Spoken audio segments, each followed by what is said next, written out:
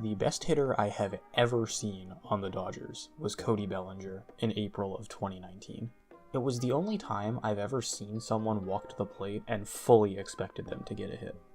I was legitimately disappointed whenever he didn't do something because for a full month, Cody Bellinger had a .508 on-base percentage, so he was actually successful more than he was unsuccessful. Bellinger actually maintained a .400 batting average well into May, but his hitting, while still very good, slowly declined throughout the season, and he'll probably never reach the peaks of April 2019 ever again. And that's totally fine. A 1397 OPS is so far off the charts, nobody should ever be held to that standard. But in 2020, Bellinger had a pretty underwhelming follow-up to his MVP season, with a fine but unassuming 114 WRC plus and 1.2 F4 in 56 games played. His OPS was 250 points lower and his average was 65 points lower. So what changed? Why was Bellinger so much worse at the plate in 2020, and will he bounce back in 2021? To figure this out, we should look at his peripherals first. God bless baseball savant. In 2019, Bellinger was hitting the ball harder than pretty much anyone in baseball, with some of the most gorgeous Statcast numbers I've ever seen for a season, being among the top 5 in the league in pretty much every form of expected batting stat. Anybody can look and see that his MVP season was no fluke. In 2020, his Statcast numbers were definitely worse, but actually still surprisingly good. His strikeout and walk rates were only slightly worse than 2019, and while his batted ball data was definitely a tier below 2019, he was still above average in everything. In 2020, Bellinger's Statcast expected batting average and slugging, which are based only on exit velocity and launch angle numbers, were both 50 points higher than his actual average and slugging. His expected WOBA was actually 38th out of 257 qualified hitters, ahead of names like Jose Ramirez and DJ LeMahieu.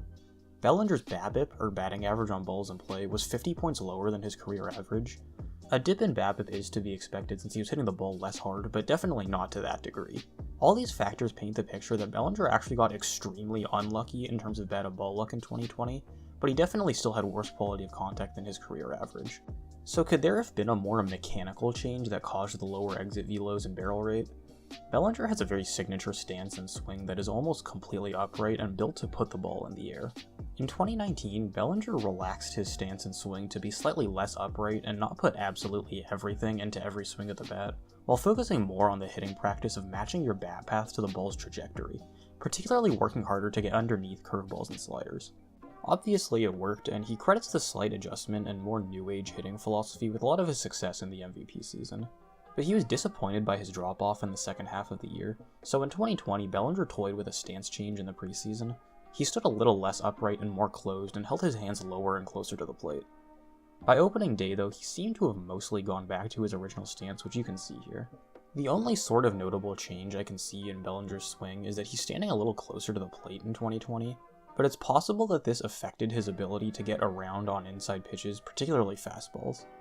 But why would Bellinger change his stance when he won an MVP last season? Well, my theory is that since he's such a notorious pull hitter, Bellinger wanted to hit the ball the other way a little bit more to beat the shift more often. Bellinger was shifted against 92% of the time in 2020, which was the 6th most of any hitter in baseball, so this logic does check out, but it may have ended up doing more harm than good.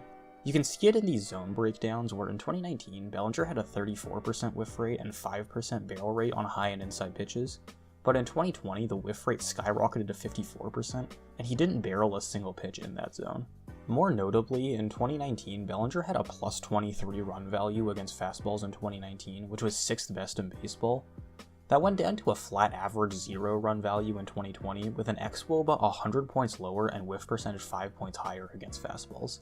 Some of this can probably be chalked up to 2020's smaller sample size, but it does check out that crowding the plate a little more, while helping some with driving outside pitches, would probably be detrimental towards turning on inside pitches.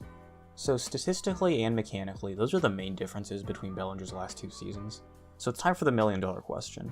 Will we see the Cody Bellinger of 2019 or 2020 in the upcoming season?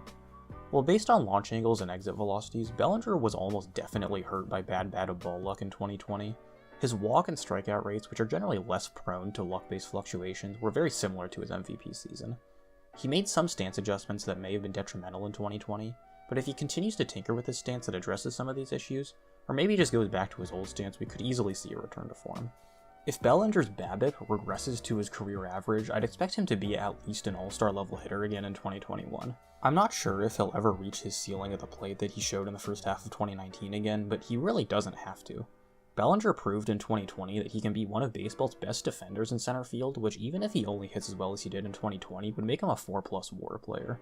Overall, you should absolutely not be worried about the future of Cody Bellinger, despite his career worst year at the plate last season. Since entering the league in 2017, Bellinger has been the 14th most valuable hitter in baseball with 16.6 F-WAR, ahead of names like Bryce Harper and Manny Machado. Zips is projecting him for a 133 WRC+ and 5.4 WAR, which is the 7th highest projection of any hitter in the league. Based on his promising peripherals and proven high ceiling, I fully expect a return to form for Cody, with at least a 130 WRC+, and for him to anchor the middle of the Dodgers order for the foreseeable future. I just started a Twitter account, and as of right now I have 0 followers, and you could be the first. Twitter.com/PTBNLYT, the link is in the description. Thanks for sticking around to the end of the video. Turns out 94% of you aren't subscribed, so it'd help me out if you could drop a sub to the channel, maybe leave a comment telling me what you think. As always, thanks for watching, and I'll catch you guys in the next one.